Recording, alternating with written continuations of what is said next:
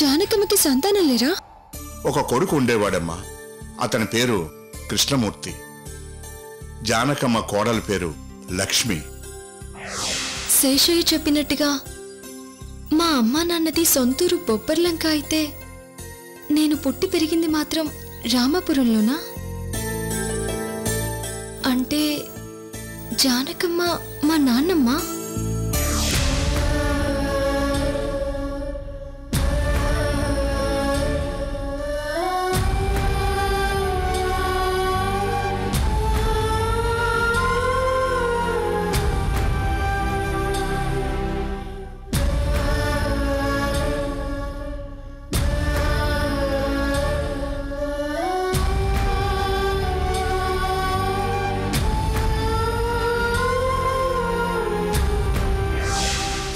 అదే నిజమైతే నేను ఈ ఊరికి యాదృచ్ఛికంగా రాలేదు.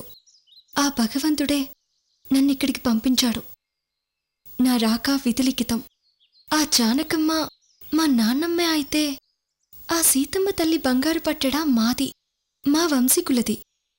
దాన్ని ఎలాగైనా తిరిగి తీసుకొచ్చి సీతారాముల కళ్యాణం జరిపించాల్సిన బాధ్యత నా మీద ఉంది.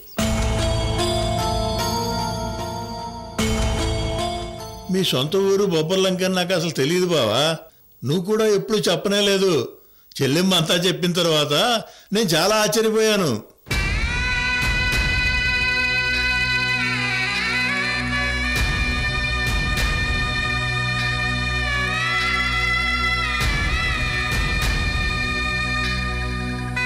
ఉన్న ఊరిని కన్న తల్లిని ఎలా మర్చిపోతాం బావా? కనీ పెంచిన తల్లి పదే పదే గుర్తుకొస్తుంటే దానికి కారణం వెతుక్కోవాల్సిన అవసరం లేదు బావా. తల్లి తల్లేగా, ఎప్పుడైనా ఎక్కడైనా గుర్తుకు రావచ్చు. బ్రతికున్న వాళ్ళు ఎప్పుడైనా ఎక్కడైనా సెల్ ఫోన్లో మాట్లాడుకుంటారు. అలాగే చచ్చిపోయిన వాళ్ళు ఎప్పుడో ఎక్కడో హఠాత్తుగా మనసులోకి వచ్చేస్తుంటారు. ఇలాంటి స్మృతులు వస్తుంటాయి మరి.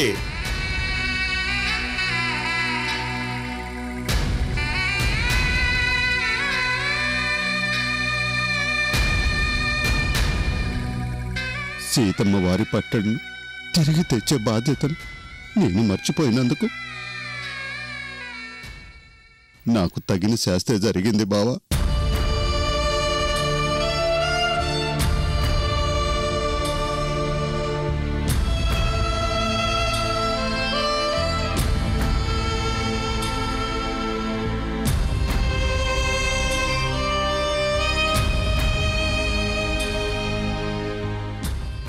ఆ రోజు నువ్వు ఈ ఊరికి చెల్లెమ్మతో కలిసి వచ్చావు.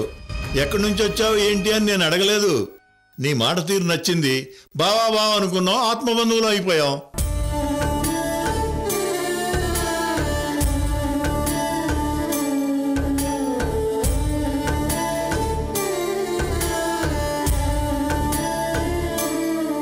ఈ ఊళ్ళో పుట్టి పెరిగిన వాళ్ళకంటే ఎక్కువగా మాలో కలిసిపోయావు. ఏ రోజు ఫలానా ఊరు మాది అని చెప్పలేదంటే అంత ఆప్యాయత ఆదరాభిమానాలతో మాలో కలిసిపోయావు. సరే, ఇప్పుడు సొంత ఊరు గుర్తొచ్చింది, మంచిదేగా.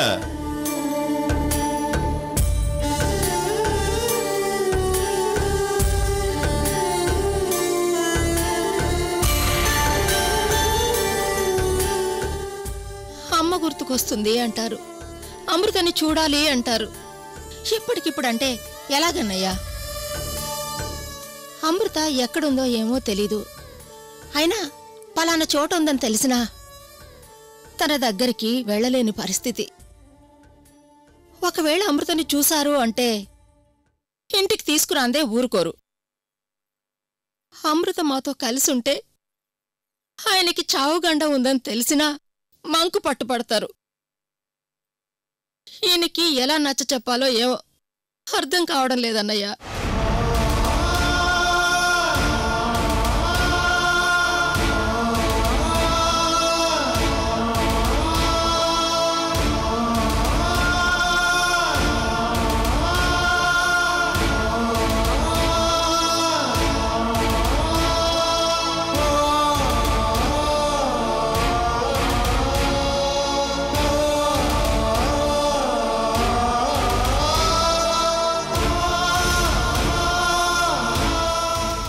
బావా, చెల్లెమ్మ బాధ కూడా నువ్వు అర్థం చేసుకోవాలి. నేను కాదంటలేదు బావా, కానీ నా మనసు కుదురుగా ఉండటం లేదు. ఎప్పుడు అమృత గురించి ఆలోచనలే. నేను తప్పు చేశానన్న భావన నా మనసు కుదిపేస్తుంది బావా.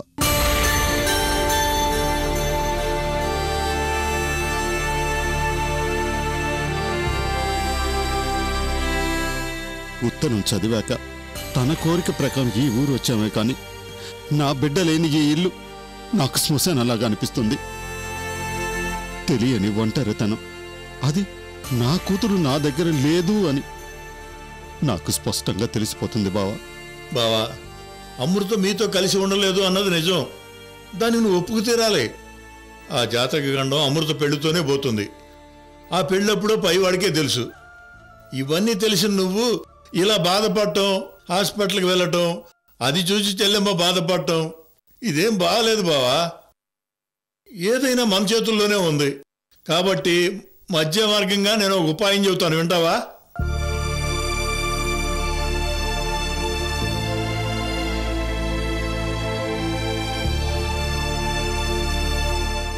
అమృత దగ్గరికి మీరు ఎలాగూ వెళ్ళలేరు. అమృత ఎలాగూ మీ దగ్గరికి రాలేదు. మీ అమ్మ జానకమ్మ గుర్తొస్తుంది అంటున్నావు కదా, ఒకసారి మీ సొంత ఊరు బొబ్బర్లంక వెళ్ళిరా.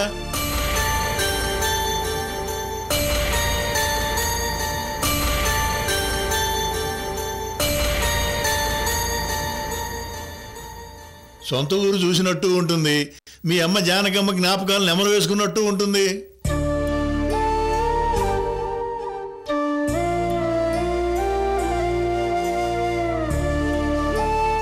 ఆ సీతమ్మ వారి పట్టెడు విషయం ఏమైందో కనుక్కోవచ్చు. ఒకవేళ ఆ పట్టెడు దొరికి ఉంటే సంతోషంగా చూసి ఆ సీతారాములను దర్శించుకుని వచ్చేయండి, అంతే. నిజమే బావా, నాకు ఈ ఆలోచనే రాలేదు. అవును లక్ష్మి, మనం బొబ్బర్లంక వెళ్దాం. అలాగే వెళ్దామండి. మనమేం తప్పు చేయలేదు.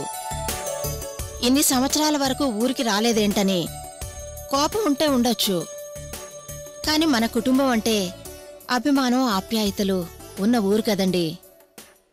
వెళ్తే మనల్ని చూసి వాళ్ళు కూడా చాలా సంతోషిస్తారు. ఇంకెందుకు ఆలస్యం, మంచి రోజు చూసి బొబ్బర్లంక వెళ్ళరండి.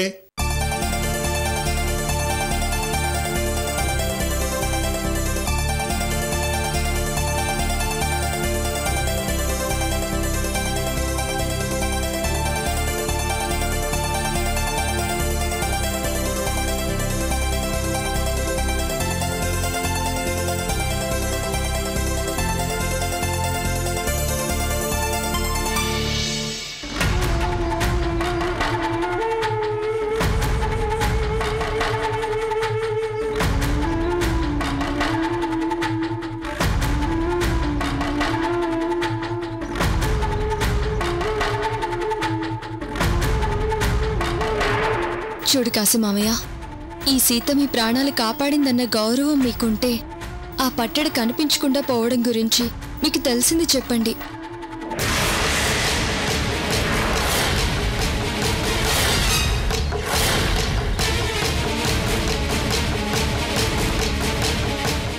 నాకేం తెలియదమ్మా, నాకేం తెలియదు.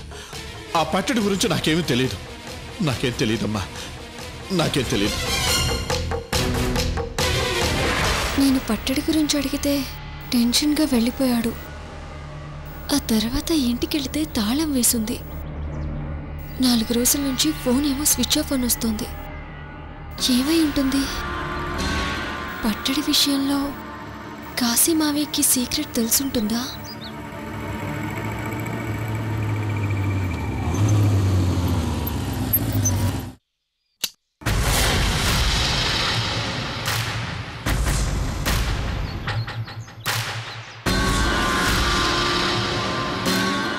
కాశీ మామ ఫోన్ నంబర్ ట్రేస్ అవుట్ చేస్తే ఏదైనా క్లూ దొరుకుతుందేమో.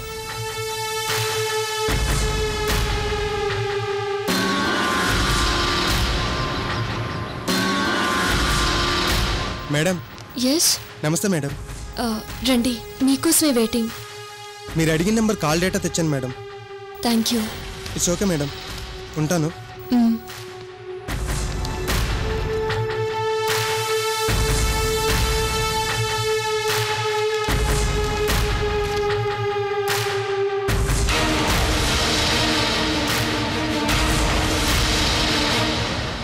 నేను తనని పట్టడి గురించి అడిగిన రోజు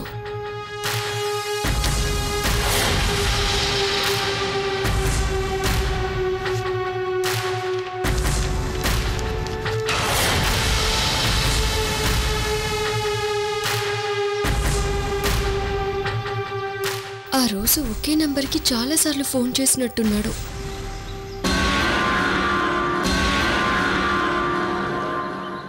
ఈ నంబర్కి ఫోన్ చేసి చూద్దాం.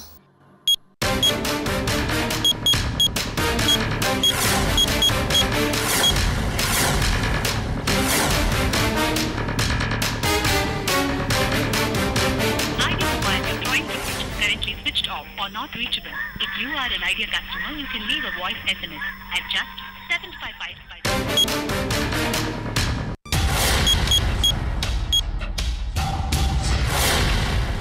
Idea mobile you're trying to reach is currently switched off or not reachable. If you are an Idea customer, you can leave a voice SMS at... కాసేపాకి మళ్ళీ ట్రై చేస్తాను. అసలు ఈ నంబర్ ఎవరిది?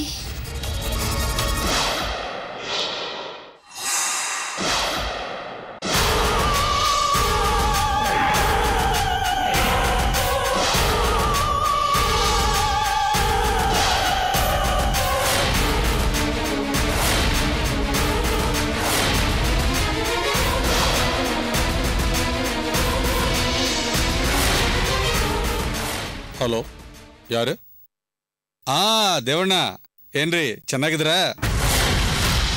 ನಮ್ಮ ಮಗ ఢిల్లీలో ಇರ್ತಾರೆ. ಕೊಟೇಶನ್ ಕೊಡ್ತಿದ್ದಾರೆ. ಬೇಡ ಬರಬೇಕಾ? సౌత్ ఇండియా లిక్కర్ మహారాజ్ ఈ రుద్రవర్మకి కాంట్రాక్ట్ దొరికితే ఇండియాలో నేను నెంబర్ 1 అవుతాను. అవ్వాలి. నా ముందు ఎస్ అనేవాడే ఉంటాడు. నో అంటే అదే వాడికి ఆఖరి మాట అవుతుంది. తెలుసుగా?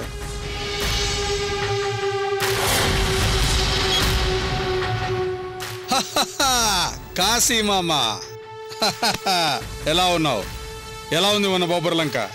ఏం లేదల్లుడు, ఏ క్షణంలో ఏం జరుగుతుందోనని భయంగా ఉంది. భయంగా ఉందా?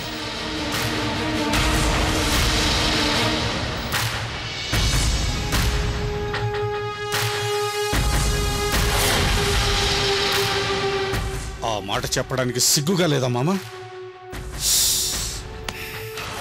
అద్భుతమైన మహిమలు గల సీతమ్మ పట్టడిని ఈ రుద్రవర్మ 25 ఏళ్ల క్రితమే జానకమ్మ దగ్గర నుంచి తెలివిగా సంపాదించుకున్నాడు. అది నాకు, జానకమ్మకి మాత్రమే తెలుసు.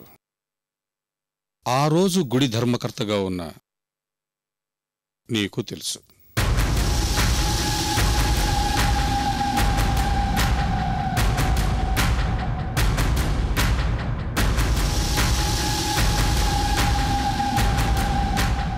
కంగారు పడుకో, పర్లేదు, కూర్చోమమ్మా, కూర్చోమమ్మా.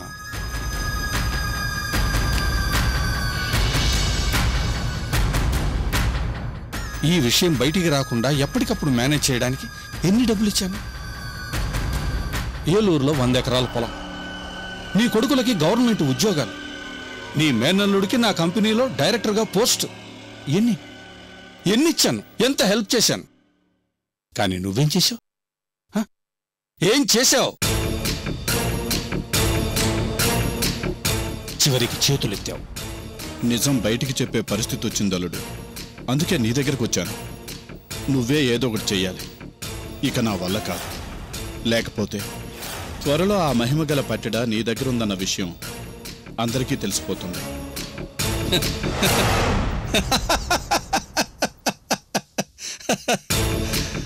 నా పేరు బయటికి రావడమా? 25 ఏళ్ళు కాదు, నేను, నా కొడుకులు, నా మనవళ్ళు, ఇలా తరతరాలు మారినా ఆ పట్టెడ బయటికి పోదు. అది నా దగ్గరున్న విషయం బయటికి రాదు. అల్లుడు, నువ్వు సమర్థుడివే, కానీ ఏంటి మామా? పట్టెడు గురించి ఇన్వెస్టిగేట్ చేయడానికి వచ్చిన 2 ఎస్ఐల్ని నేనే చంపాను. బయటపడిందా? ఊళ్ళో వాళ్ల వల్ల కాంది, శివరామరాజు వల్ల కాంది, ఎవరి వల్ల కాంది? సీత వల్ల అవుతుందా?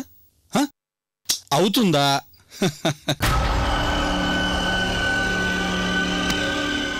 సీత మామూలు అమ్మాయి కాదలుడు, దేవత.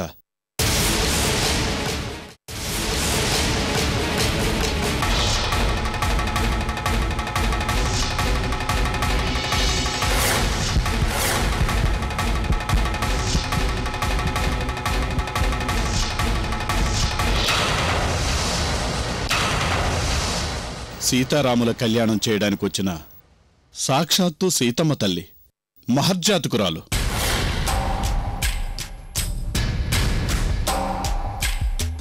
త్వరలో మీ ఊరికి ఒక అమ్మాయి రాబోతుంది.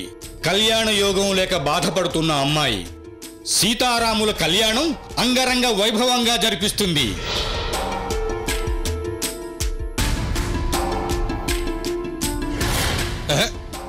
మతుండే మాట్లాడుతున్నావా? నన్ను మించిన మహర్జాతకులు ఈ లోకంలో ఇంకెవ్వరూ ఉండరు మామ. సీత అచ్చం జానకమ్మలాగే ఉందలుడు.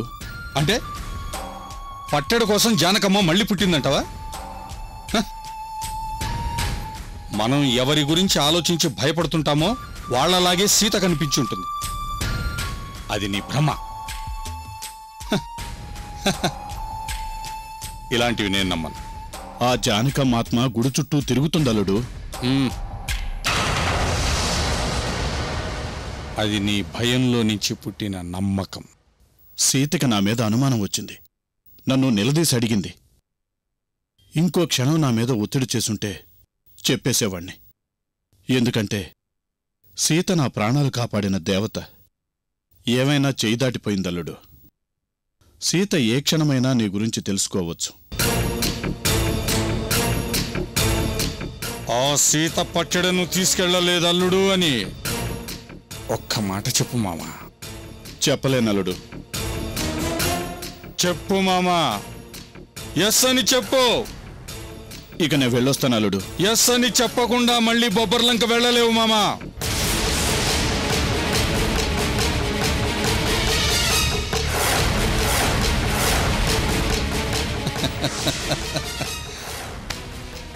కూర్చో మామా, కూర్చో మామా. జ్యూస్ తాగిల్దు, కూర్చో.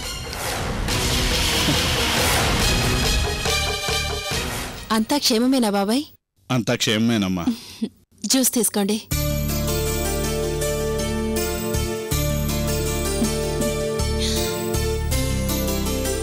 తాగండి బాబాయ్. 3 నెలలకొకసారైనా బొబ్బర్లంక నుంచి నువ్వొస్తావు. నిన్ను చూసైనా ఏదో ఒకరోజు ఈయన తన తప్పు తెలుసుకొని మారతారని నా నమ్మకం బాబాయ్. అయ్యో, నువ్వు తాగు మామా.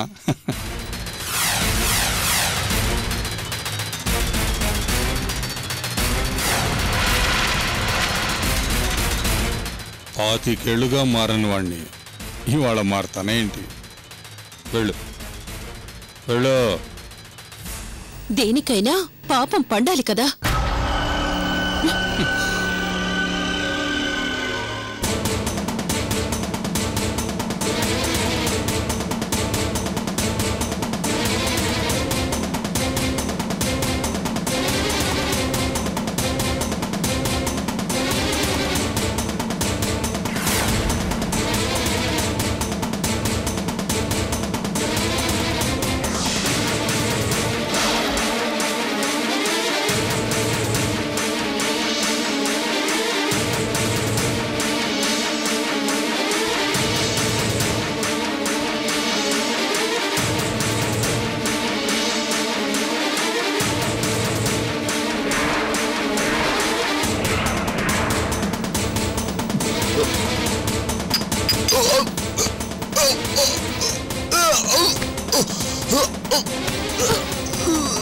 అయ్యో బాబాయ్,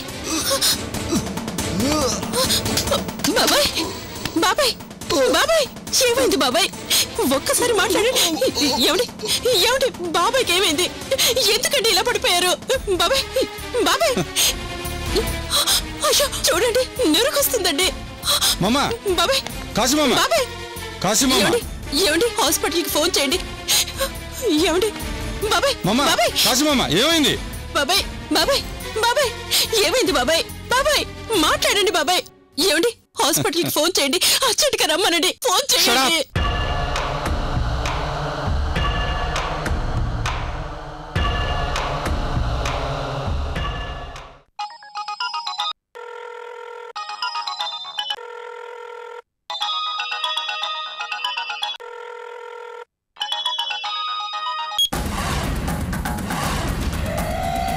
ಯಾರು ಮಾತಾಡಿದ್ರೆ